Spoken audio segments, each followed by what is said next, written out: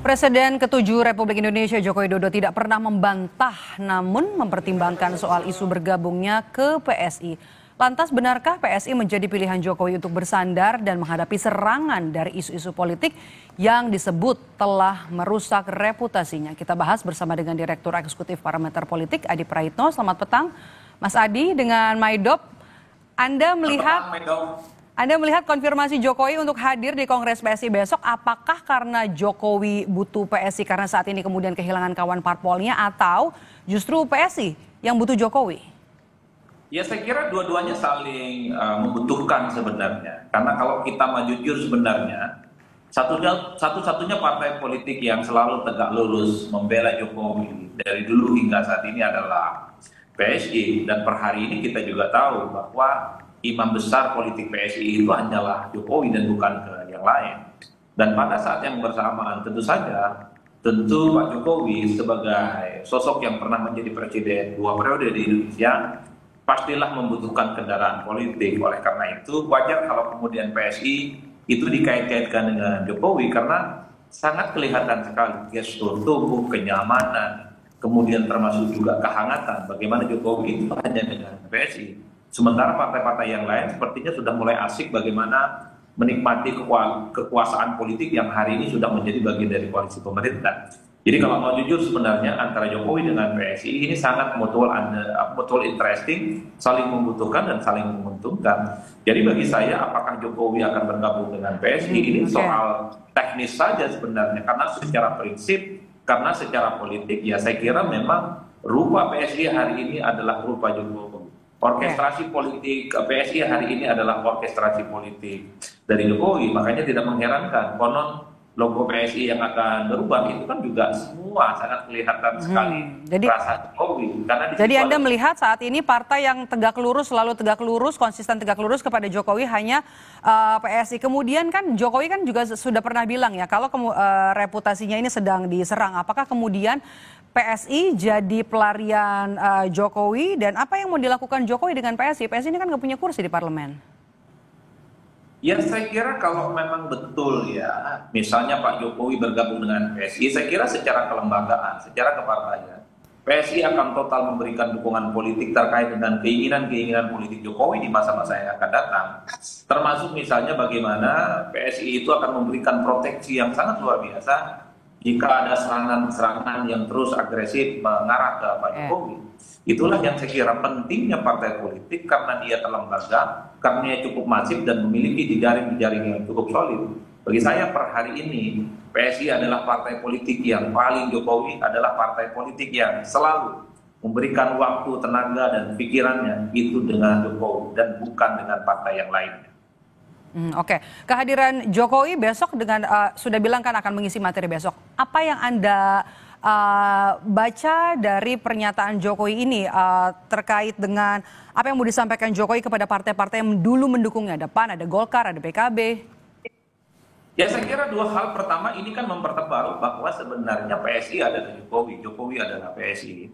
Nah yang kedua tentu saja pesan politiknya adalah bahwa skala apapun yang terkait dengan PSI itu tentu tidak terlepas bagaimana petuah, fatsun, termasuk juga petunjuk-petunjuk yang diberikan oleh Jokowi kepada PSI.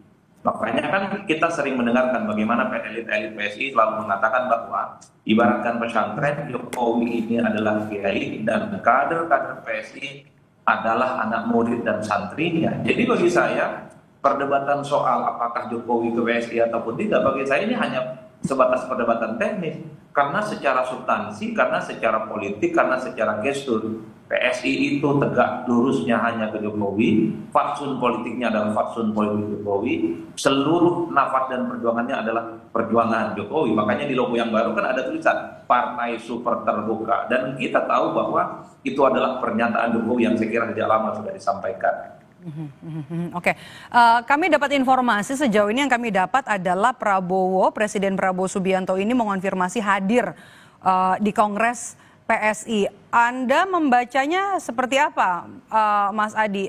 Dukungan terhadap Jokowi dan keluarganya kah dengan kehadiran Prabowo? Ya saya kira ini sebenarnya mengkonfirmasi bagaimana hubungan politik antara Jokowi dan Prabowo Subianto baik-baik saja.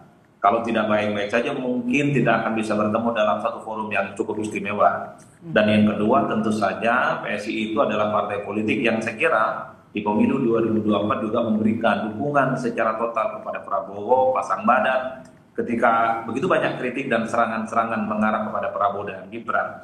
Inilah yang saya sebutkan per hari ini, kalau betul Prabowo Subianto juga hadir dalam Kongres PSI besok sampai tanggal 20, ini semakin tebal bagaimana hubungan antara Prabowo, Jokowi, dan PSI itu baik-baik saja, tidak seperti yang dibayangkan oleh publik. Ada gejolak, ada jarak, dan kemudian ada kerenggangan-kerenggangan. Itulah yang kemudian akan menepis secara realitas politik. Prabowo dan Jokowi memang sepertinya agak sulit untuk dibentur-benturkan apalagi dipisahkan. Oke. Jokowi bilang kan selama ini dia banyak diserang lewat kasus ijazah, kemudian juga pemaksulan Gibran, ia dan juga keluarganya. Apakah kemudian PSI ini bisa jadi alat untuk menyerang balik? Ya, bagi saya sebenarnya tidak terlampau butuh untuk melakukan serangan-serangan balik. Tapi minimal jika ada kritik dan serangan-serangan yang cukup sporadis, agresif, dilakukan secara sistematis, terstruktur dan masif kepada Pak Jokowi, minimal ada partai politik yang pasang badan menjadi panglima terdepan bagaimana memberikan perlindungan dan proteksi kepada Pak Jokowi. Karena tentu ini menurut saya jauh lebih elegan secara konstitusional dan secara institusional tentu saja. Bagaimana ada partai politik secara sah dan secara normal memberikan dukungan politik kepada Pak Jokowi.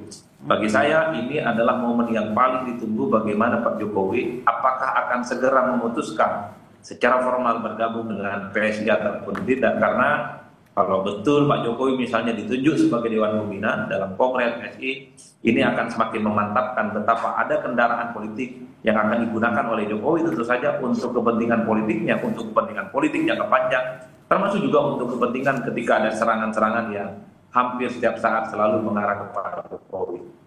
Oke. Kalau membaca besok pidato yang akan disampaikan Jokowi di Kongres PSI, Anda memprediksinya seperti apa? Apakah hanya pidato petuah biasa atau bisa jadi momen untuk menyeluapkan emosinya yang selama ini? Saya kira pasti ada dua hal ya, Medo. Pertama pasti akan bicara tentang politik kebangsaan secara umum. Bahwa kerjasama politik, konsolidasi politik, dan kerjasama antar elemen itu sangat dibutuhkan untuk bagaimana menyongsong Indonesia di masa-masa yang akan datang, terutama untuk mewujudkan Indonesia emas. Tapi biasanya seringkali Pak Jokowi ini kan muncul jok-jok yang sebenarnya itu berkaitan dengan situasi politik yang berkembang hari ini.